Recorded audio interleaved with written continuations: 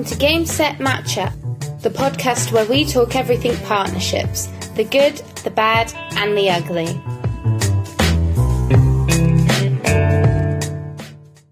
Hello everyone, I'm Carl Busby, your host of Game Set Matchup, the number one partnerships podcast, and we are back with another episode. So today I caught up with Harrison Sharp, who is the Business Development Manager at Privalgo. Harrison started his career in the food and beverage industry abroad before moving into the financial services sector and more specifically into foreign exchange with Privalgo. We talk about how he transitioned into this role and also how Privalgo has helped him develop in his career in the last 2.5 years he has been there.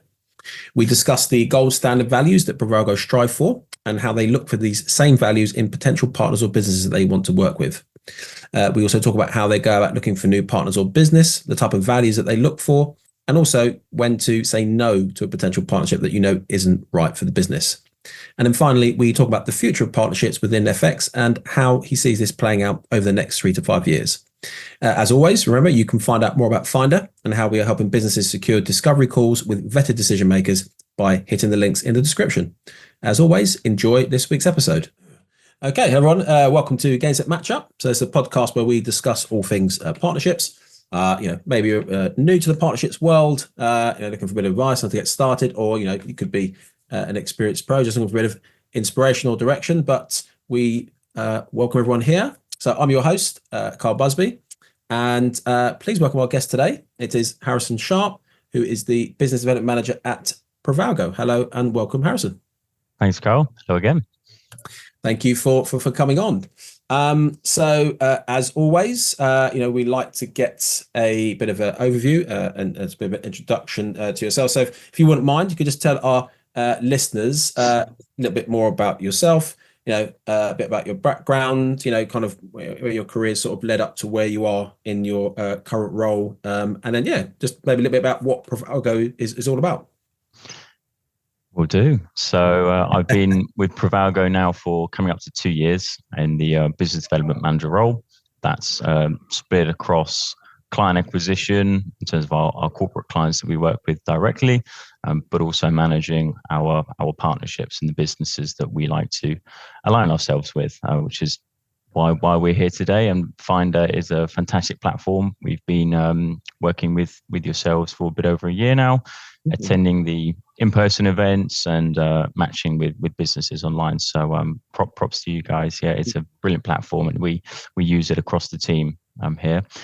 Bit about me. I originally started after leaving education within the food and beverage industry, working in hotels and restaurants as a front of house sort of food and beverage manager. Had a very interesting season abroad working in South France, Saint-Tropez, which allowed me to step into the nightlife scene and working within the marine industry as well, working on and off of super yachts and getting to know a lot more private clients and family offices. So bridging back into the financial world here in London, that sort of lit a fire within me to pursue a career within the financial services, which led me to then get the opportunity to work with Privalgo. And it's been fantastic from the beginning. And we've just last year, we were the 6th UK fastest growing company in 2023, rated by The Independent. Wow. But I suppose the standout thing for me here is the sort of nurture that they do give to all of their employees and their teams, and the career opportunities that were available to me as someone completely outside of the industry, that they're looking to sort of put those roles and instill them in everyone. No, that's amazing. That's just very kind of interesting story there, like you said, in terms of come from sort of food and beverage sort of sector, and then obviously where you've sort of moved into now. Just a little bit. I mean, obviously, I'll be around a bit more sort of about Privalgo, exactly what they do. So, just in terms of what you guys at Privalgo offer, what exactly what exactly does Privalgo provide? So we're a financial institution, and we offer multi-currency accounts, specializing in FX risk management and international payments across 3 verticals, whether that be a private individual, corporate client, or institutional clients. Right. Nice. That makes sense.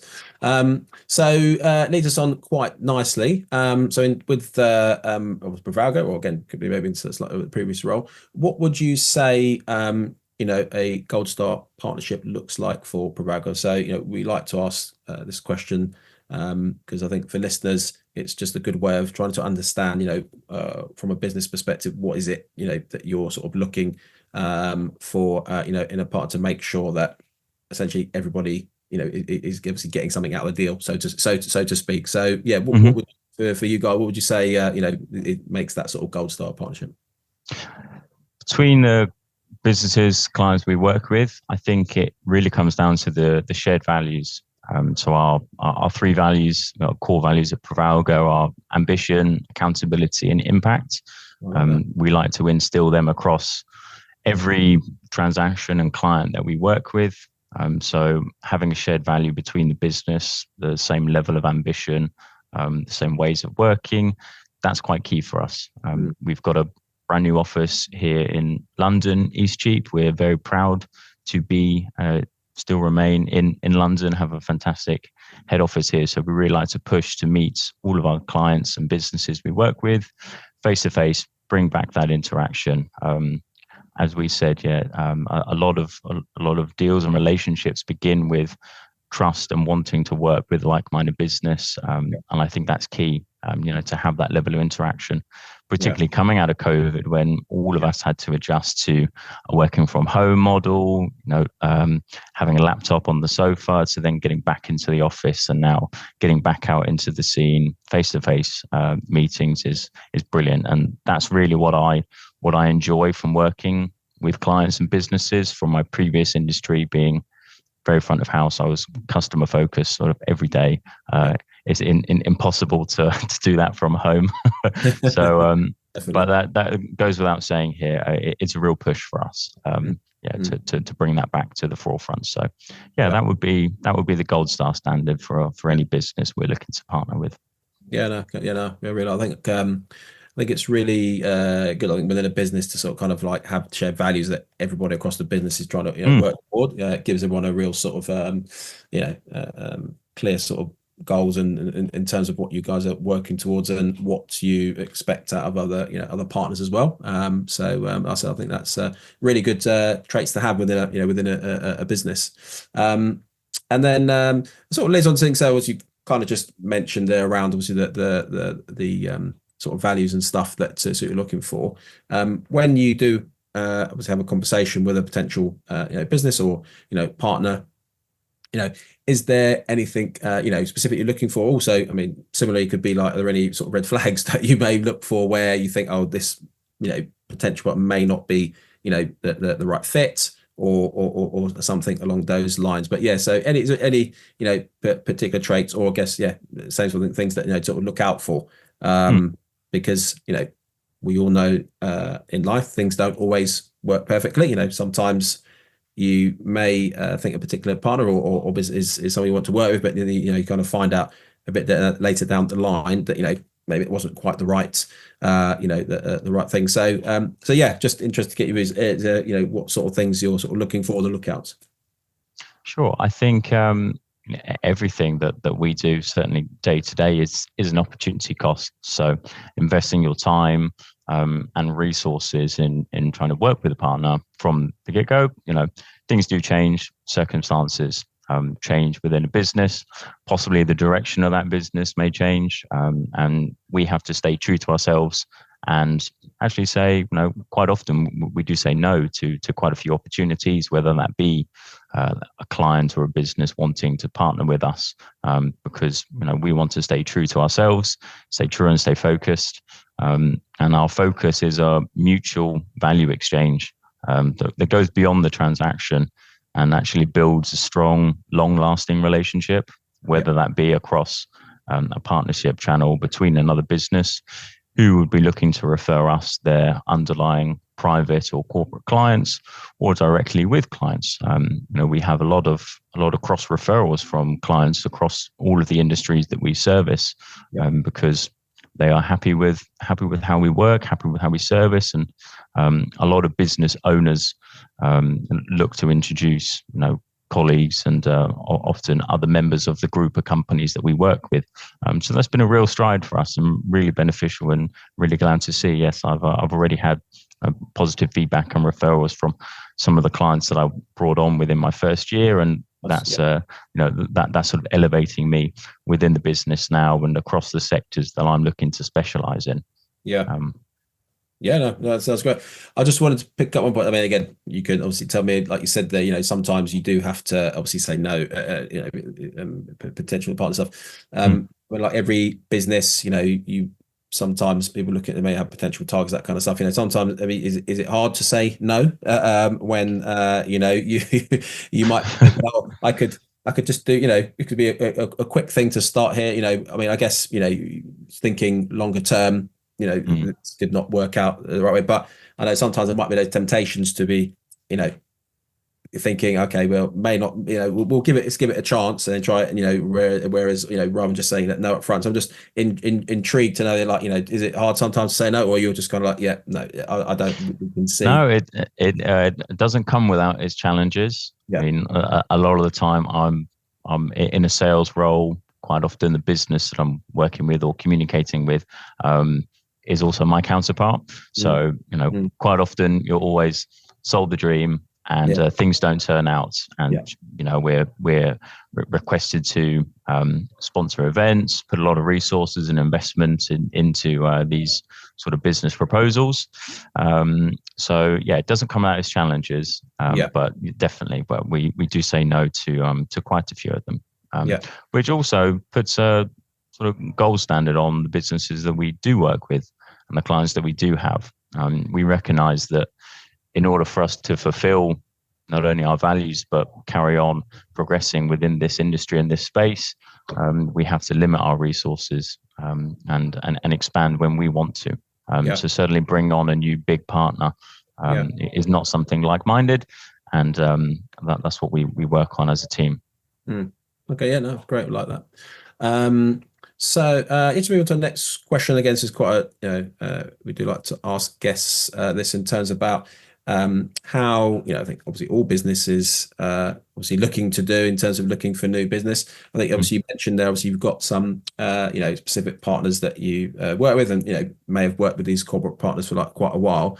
But ultimately, all businesses are trying to find new business and new people to work with. So how are you sort of currently going about that at the moment in terms of looking for potential new business or leads or partnerships? I think it's very important to stay current within not only our industry, but knowing what's happening across the UK, whether that be elections and interest rates. They all impact our industry and our daily jobs sort of directly, but having that fluidity across multiple industries is very key. When I'm going to events, I'm attending conferences, looking to pinpoint good businesses that we can align ourselves with. But having that knowledge is key, and that's a big focus internally for all of us, is to really be upskilled and not be so specific in not only our industry, but the clients that we're looking to work with, but have a good knowledge and good understanding of a wider business and the wider businesses across London. Because beauty of our offering and the clients we can work with is it's a very broad spectrum. It can be lawyers, accountants, down to directly, whether that be mortgage advisors, property consultants, looking at purchasing or selling assets onshore, offshore, internationally within the UK. So it's about having that agility to pivot between all of these different scenarios with our clients. I think that's the best way for us, and just to be honest and transparent. Again, that's something we're really trying to be an industry leader within.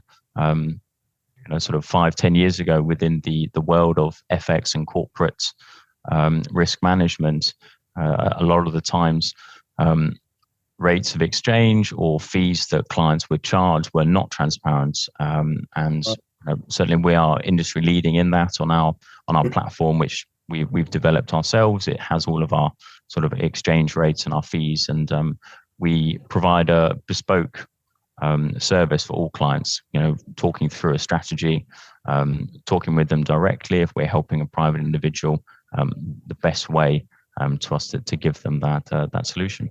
Well, that sounds great. Yeah.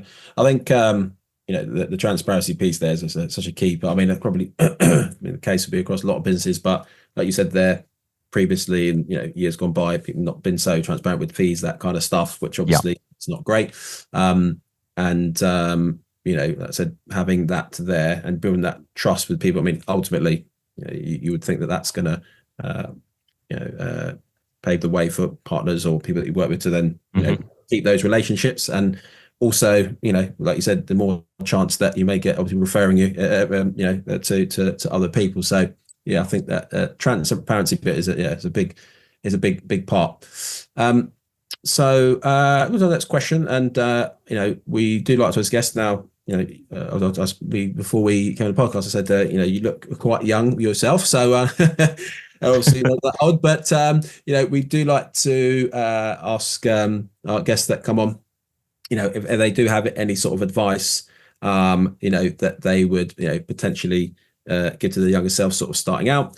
As we know, in life, hindsight is a wonderful thing. Being able to know, when to do something or when not to do something.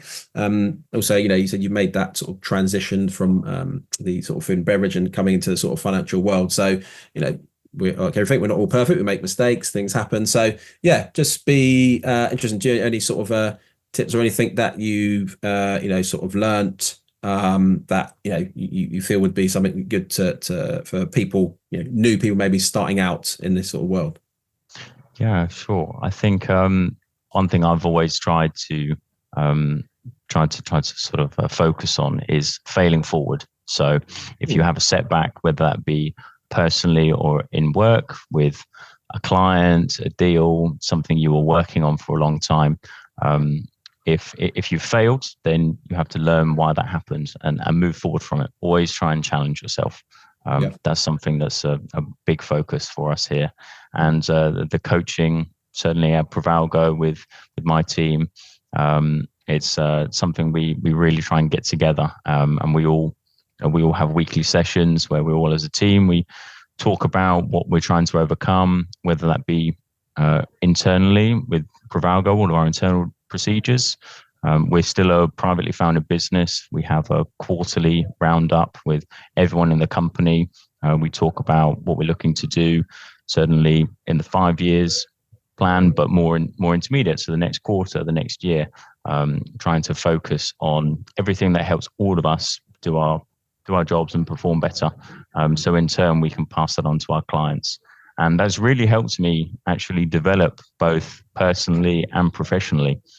So any advice to my younger self is to keep it going and keep challenging yourself. You will have setbacks.